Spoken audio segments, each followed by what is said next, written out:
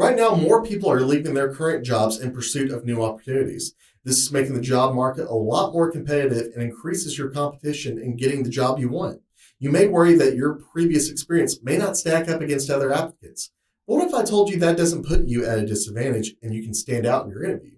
My name is Bo Smith, and I'm a certified staffing professional with Career Staffing Services.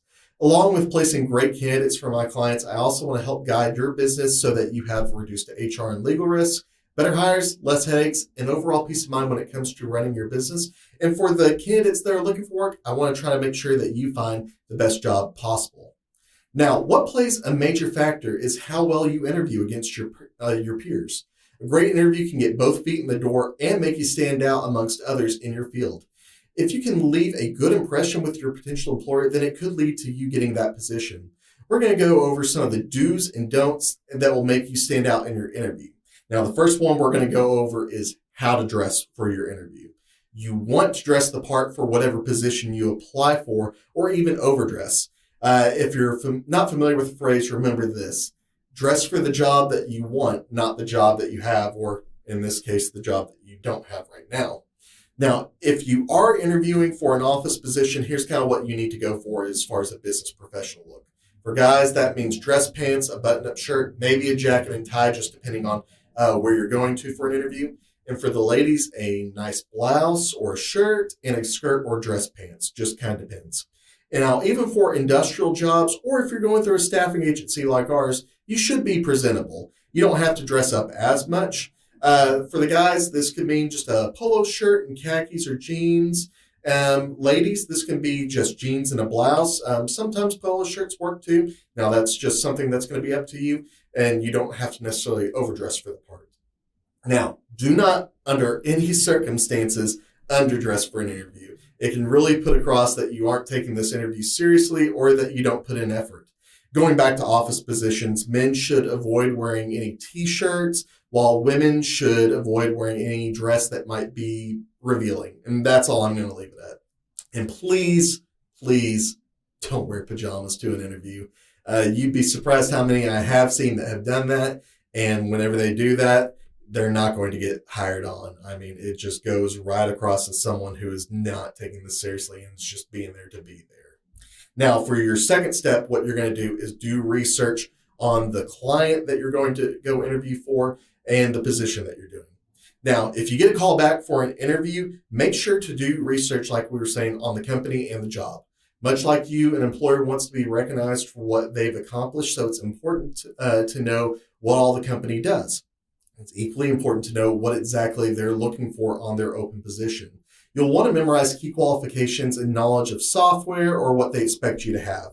Ask for clarification on things during the interview from the job description that might not have been left on there. It kind of goes to show that you are looking into this position a little bit more, and that's something that they're going to be impressed that you want to know and delve deeper into what your responsibilities are. Now, you've probably put in several applications while looking for a position, and that's totally fine. But what you don't want to do is to go into an interview blind and say, which job is this for? I really don't remember. While it's an innocent enough question, it may convey that you don't pay attention and that you're wasting an employer's time. It's just one of those things that you have all these places that you've been applying to. The employer is going to know this because it's important for you to get a job, but you have to know where you're applying for and which position you're applying for specifically. Now, the last thing that you're going to want to do during your interview is to back up your experience. Every employer has their own set of questions, but they all want to know the same thing. Why should I hire you over everyone else? It's still a business, and they want to know how you can make them more profitable. This is when you need to make yourself stand out. Have you done something that's generated sales or caused a company to create revenue? Have you done anything that has caused a company to save money or lower expenses? Even if you're not in a sales or money generating role, there are still important ways you have contributed. Maybe you've eliminated a process that cut out extra steps or saved on time. Maybe you reorganized the company's filing system and made it easier to find documents that a manager needed. Those are the type of things that stand out to an employer when they're interviewing someone.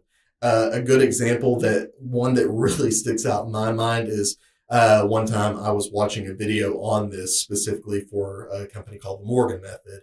And this person asked this question, and he said, well, let's just say you're in an interview, and this person asked how you're saving the company money. It's just like, well, I'm not in a sales role, but I did make the filing system easier, and I was able to cut out 2 positions and save the company over $80,000 in profit, or excuse me, not profit, in having to pay out each year. So that's something that will stick out in an employer's mind, and they'll say, hey, this person saved another company a lot of money. That could be useful for me too.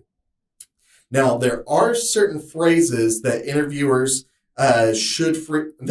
frequently hear that should be avoided when asked how you stand out amongst your peers.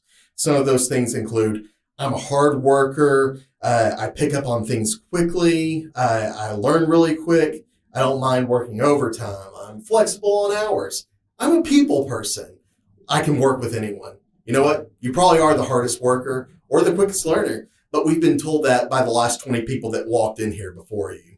And we're expecting you to work the schedule given on that job description. And whether you're an introvert or an extrovert, you're going to have to get along with everyone you work with. Now's the time to find out what makes you different. In conclusion, when you stand out in your interview, you're going to have to be prepared to think outside the box. Make sure you're dressed to the nines and you're dressing for the job you want, not the job you have. Know who you're going to be interviewing for and what is expected of you in this role. And find ways to make yourself desirable to an employer and make them want you. Believe it or not everyone is doing this. They are relying on their resume and letting that speak for themselves. But whenever it comes to interview time, these sorts of things can really make you stand out amongst the competition and make yourself the top candidate in your field. So, are you needing help with advice on your resume or looking for work? We're wanting to look for top candidates in the fields, in various fields right now. So please reach out to us. Call us at 501-801-8061 or fill out an application on our website at cssar.com. If you know someone who you think could benefit from this advice, please feel free to share this video and get them posted on your social media as well. And as always, if you have any other questions, please reach out to us anytime at service@cssar.com. Thank you for joining us again, guys. Have a wonderful day.